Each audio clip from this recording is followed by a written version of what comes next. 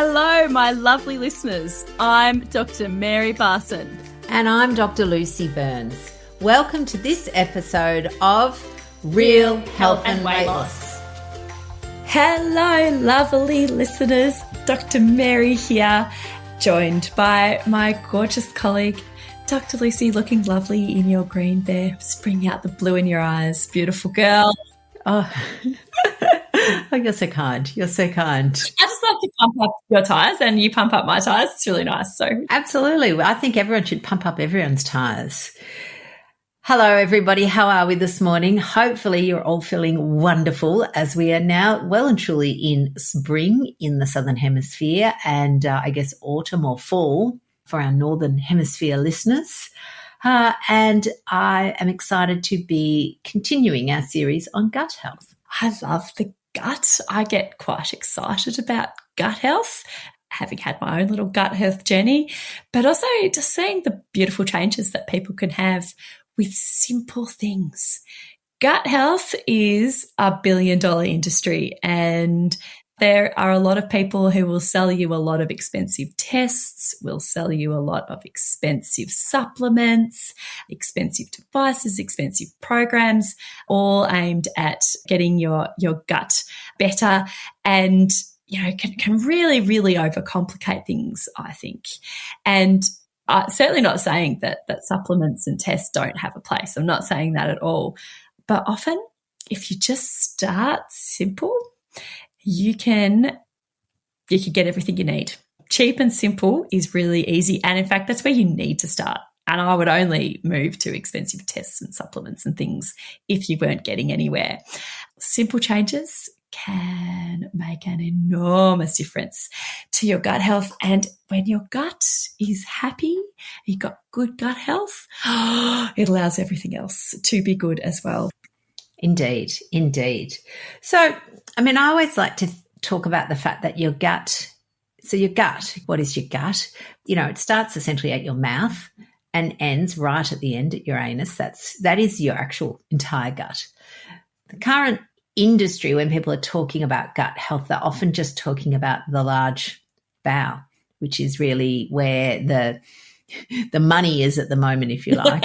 But the way we think about the gut is that it's a barrier. It's very much like your inside skin. So you've got skin on the outside that protects your bones and muscles and fibers and sort of holds everything together. And it's the same in your gut. You've got a lining that does exactly the same thing. It is supposed to be so that the inside of your gut is actually, sort of sounds weird, but it's sort of separate to the human that it is. It's very complicated tubes. Yes, that's a good way to look at it. And the inside of our gut is technically still outside our body. Yeah. Medically and technically, yes. Yeah, get your head around that, lovelies. It's kind of weird, isn't it? But yes. So therefore, part of good gut health is making sure that barrier is intact. And then the way the gut functions, so the movement of the gut, and then the jobs that the gut does. What else, Maz? Is there anything else that I've missed that we think about? Yeah, I think about, the functions, so the digestion and absorption. So the gut has a job. It's got to keep the things out that we need to keep out and let the things in that we need to let in. So it has to be a very clever, selective barrier. And when that barrier breaks down a little bit, it can't be as selective as it needs to be. This is a situation called intestinal permeability, and that can set you up for illnesses, particularly autoimmune illnesses. It also houses our gut bacteria, and our gut, well, not just bacteria, there's bacteria, the main players, but there's also viruses and fungi and other things, our gut microbiome. And we interact with our gut microbiome in fascinating and complicated ways. And having a healthy and diverse gut microbiome is really important for our health. And our microbes literally communicate with our brain, without us really being consciously aware of it. It's crazy. But yes, that's really important.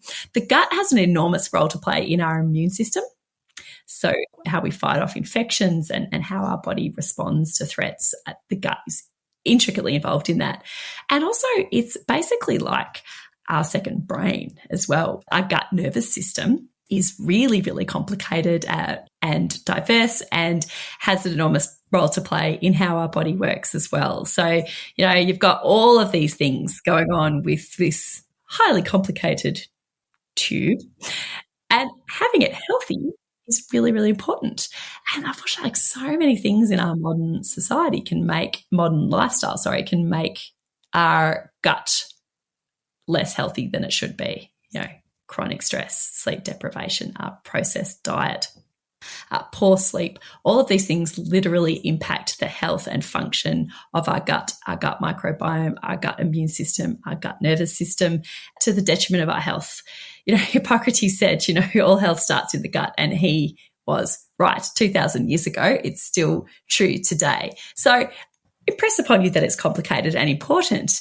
However, complicated and important doesn't necessarily mean that, having a healthy gut is out of reach without the world's most fanciest, fandangled, latest whatevers. Definitely not. And in fact, some of the latest and greatest fandangled whatevers are actually probably not very good for you at all. Some of them, full of sugar and all kinds of things. So that's the gut. That's what it is. That's why it's important. And how do we look after it? Let me guess. Well, of course, like everything, it's about giving the body and the gut what it needs and removing the things that are harmful for it. So, we love the phrases helpful and unhelpful. So what's helpful for our gut and our body? And again, it's not rocket science, but we do know a variety of nutritious, so nutrient-dense food in the right balance. Again, if it's not in balance for you, then you'll get gut things. And again, this is where people go, but my mum's sister, she has lentils every day and she doesn't have any gut pain. Okay, that's her. But if I had lentils every day, I would be having lots of, not just gut pain, but I would be farting my little head off. And that nobody wants to be part of. That's not great for your quality of life, or indeed for the quality of life of those around you, I suppose. Yes. Yeah. And really, and look, if we want to get into the nitty-gritty of what is a fart, it's gas that's been produced by our bowel. That's all it is. And so when your bowel is producing too much gas, you'll have a lot more farting. When it's producing not much, you'll just have the right amount. And a right amount is normal, just a little bit. Absolutely. So I think that if you've got issues with your gut, apart from, getting checked out by a doctor, as could be a sensible first step, but once anything dangerous has been excluded, then have just an honest look at your life, an honest look at your lifestyle, and ask yourself honestly and without judgment, just be a curious, compassionate self-scientist. What are you eating? What are you putting into your gut? And, in particular, processed foods are quite harmful to our gut. Our gut isn't designed to deal with them. And then, there are certainly foods that are more inflammatory, like grains and legumes. Just have a think and be honest with yourself. Also, think about your levels of stress. So, your psychological stress and how you manage it.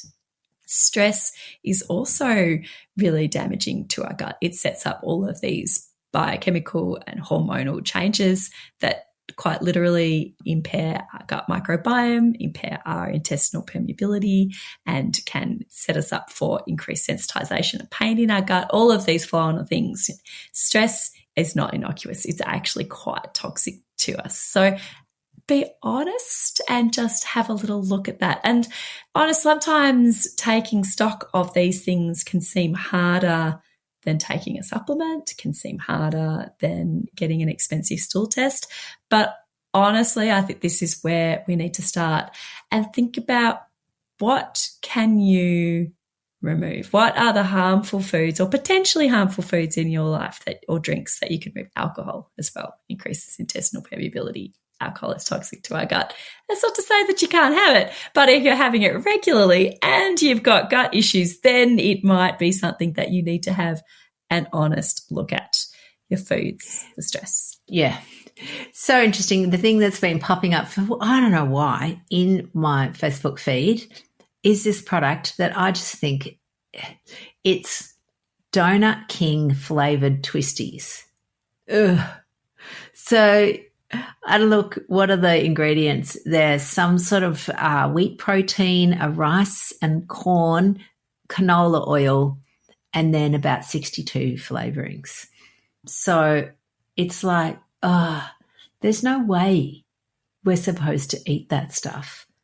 And, you know, again, the thing, and I can get on my little ranty McRanty phase here, is that the reason, I mean, that product is marketed to children. It comes in a bright Barbie pink packet.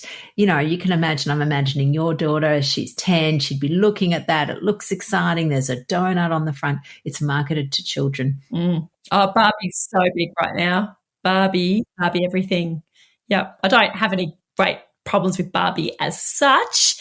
I have a few problems with Barbie, but not many. But yes, but Barbie being used to sell processed foods to children, massive problem. It is. It's a toxic goop.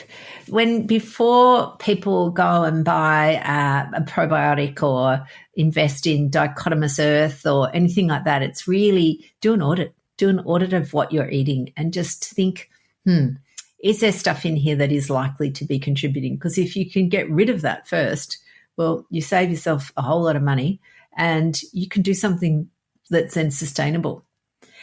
I think one of the other things that is, apart from the obvious processed food, is some of the sweeteners that are used, and particularly, you know, people that are taking or have type 2 diabetes and are using things that are alternate sweeteners, or people that are on a low carb lifestyle. Because again, we've done lots of podcasts, I think, on sweeteners, but we have what we call the least worst and the worst. Yeah, the worst and the least worst, for sure. Yes. Yeah. Yeah.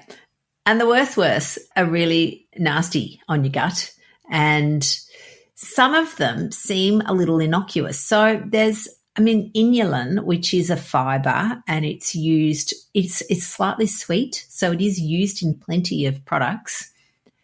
Too much of it, like everything though, ferments and gives you gut pain, which is what we talked about last week. So as part of your audit, have a look. Are you eating a lot of things that have something like inulin in it, or polydextrose, which is another sort of chemically produced fiber, what I like to call fake fiber? So, Maz, here's something that people may not know, and that is that sugar has a direct effect on the gut. I thought we'd like to chat a bit about that.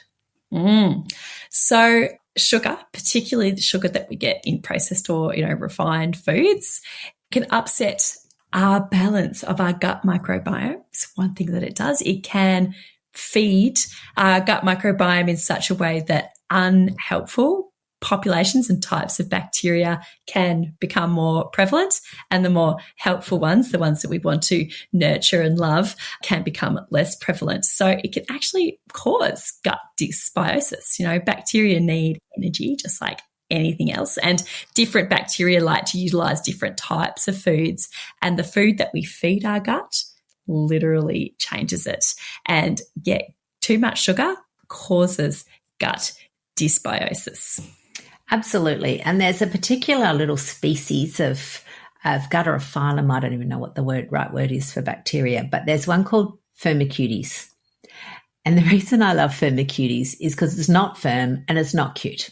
And what this bacteria does is it does two things. So it's associated with obesity. So they've done studies and looked at the microbiome of people, all sorts of people. And there is no doubt that people who have higher body weight have higher Firmicutes. Now, is this cause or association? We don't know exactly. But interestingly, there were studies that were done where they took the microbiome of people with obesity and put it into the microbiome of lean people, and they developed obesity. Unfortunately, it didn't work the other way, where you take the microbiome of a lean person and put it into a person with obesity and it fixes it. So there's obviously more to it than just like everything. It's not as simple as it sounds. But it's compelling. It's really, really compelling information about how important your gut microbiome is. And a diet high in sugars can cause that gut dysbiosis. And that gut dysbiosis, if you've got more of the unhelpful pathogenic type bacteria and you lose the beneficial effect of your good, more helpful bacteria, you actually lose the integrity of the barrier. The beneficial bacteria have an important role to play in that all-important barrier. Remember that selective barrier that our gut needs? So when you've got that intestinal permeability, that really starts to cause inflammation around the gut, which can then snowball into all kinds of problems. Absolutely. And the other pesky thing that these firmicutes can do is, and you talked about it earlier, Maz, is that, our gut bacteria are neurotransmitters. And that's just a fancy way of saying they connect to the nerves, which connect to the brain. So the gut and the brain, we know the gut talks to the brain. So firmicutes are clever little things, and they can send neurotransmitters to the brain to increase sugar cravings. Again, they're smart. If you're a species and there's food that you like, you want the host to get that food for you. Well, newsflash, peeps, you're the host. You are hosting a whole lot of sugar craving bacteria. Now, this is where the tricky bit is. The more you feed it, the bigger they grow. When you stop feeding it sugar, they initially yell out, enter stage left. They have a little bacterial tantrum. Yeah. And this is cravings. Cravings. So cravings come along and, you as the host go, oh my God, I've got such a craving. And, have you ever felt like sometimes that it's not you? Oh, well, it might not be. It could be these little critters. So the way to fix these is actually just to starve them to death. So yes.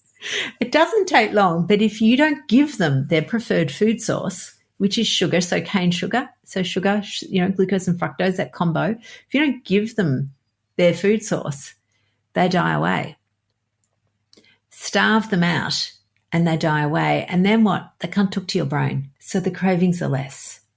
It is a significant cause of cravings, which I think most people aren't aware of, that our gut bacteria can influence our cravings. It's not the only cause, but it is an important one. And I reckon it is a really important reason why those annoying cravings go away after a few days when you're eating real food. And then the real food that you're eating actually nourishes those helpful, healthy bacteria, and these groups of bacteria start to grow, and you get to have a lovely, healthy, nice and diverse inner garden, rather than being completely taken over by, just couch grass or just one type of weed. Mint. You can have lots of mint, yes. I always think about it. It's like the firmicutes are like the mint of the herb garden. I wouldn't even be that nice to firmicutes. Let's call them the couch grass. Yeah. They're the couch grass. I know. And honestly, you've got some species of bacteria in there that are sort of like the coriander. They're very fragile. They're very finicky. They need a lot of nurturing. Otherwise, they just go straight to seed. Yes, that's right. Yes, got to be nice to them. Yes. These bacteria do all kinds of things for us, including creating really important vitamins that we literally use to help keep ourselves healthy. They are very, very much a part of us, interacting with us in kind of sometimes perhaps even slightly frightening ways.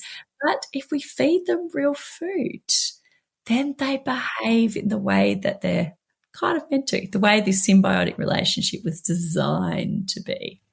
Exactly. One of the things that's really interesting, though, and again, if you're going, rightio, well, sugar's obviously not helpful. It's going to feed the firmicutes. It's going to make my sugar cravings come crazy. Let's get rid of sugar. So let's enter artificial sugars or alternate sugars or artificial sweetener or whatever we want to call it. we like to talk about, and we do this in our beautiful 4-week body rebalance, we talk about all the sweeteners because there are most definitely least worst and worst. There are so many sweeteners out there. There's artificial sweeteners have been around for a long time, and some of them are actually really no better than sugar. Some of them actually have exactly the same effect on your body as sugar. Some of them are actually, even if they don't have the same effect as sugar, they can be quite toxic to our poor little gut and to our gut bacteria. And we want to avoid those, especially saccharin and sucralose, which are really quite commonly used artificial sweeteners, particularly in processed low carb, low sugar diet processed foods. They're really quite common, and they can really cause quite significant shifts in our gut microbiome, which I think is really quite concerning. But it's certainly not all bad news. You can enjoy sweeteners if you want to on a real food diet, provided you pick the least worst ones. And this is something we do, talk a lot about in our beautiful 4-week program. Yeah, the least worst, and also just not buckets of it. Like everything, we're big on, balance. Like if you eat sweeteners every day, you'll find that you probably do get some gut pain with them. Even the least worst can, if overconsumed, cause some issues with your gut. I mean, there's lots of sneaky things. We also in the 4-week program do a masterclass on reading nutritional panels, because part of the sneaky things, again, is greenwashing or health washing of foods where, they'll have fibre, added source of fibre, and then you find out the fibre is polydextrose, which is just a man-made fibre that can, again, ferment in the gut and cause irritable bowel. And isn't that what we've all been wanting to get rid of? So eating something that is, again, sounds good but isn't necessarily good. We are fibre fans, but the fibre coming from particularly vegetables, God, that's good fibre. Such good fibre. Yeah, some lovely, delicious veggies, a little bit of salt, a little bit of butter. Amazing. Yep. That's what we want to be feeding our gut. Yeah, absolutely. Lovely, Maz. We probably need to wind it up a bit because we've been rambling on a bit now. But I think the summary is there's no quick fix for lots of this. Okay, it's a bit like a garden. It needs some tending, needs some nurturing, needs a bit of fertiliser, not too much. Needs water, needs a bit of sunshine. It just needs a lot of things, but just a bit of it all. Like, again, you think about the garden. If it's in blazing sun all the time, it just dies. If you overwater the garden, it dies. If you underwater the garden, it just needs to be in balance. Not too much of anything, but lots of different things. Yes.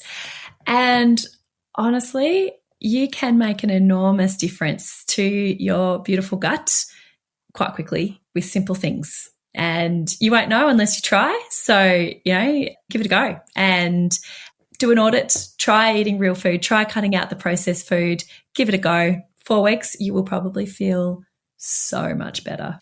Absolutely, lovelies. And if you want some help with it, you can go to allthewsrlmedicine.com/gut. 4 weeks to a new you. Bye for now.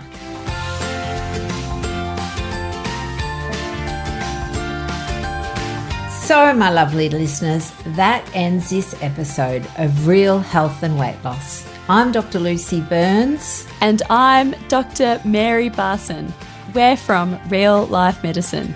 To contact us, please visit rlmedicine.com. And until next time, thanks for listening. The information shared on the Real Health and Weight Loss podcast, including show notes and links, provides general information only. It is not a substitute, nor is it intended to provide individualised medical advice, diagnosis, or treatment, nor can it be construed as such. Please consult your doctor for any medical concerns.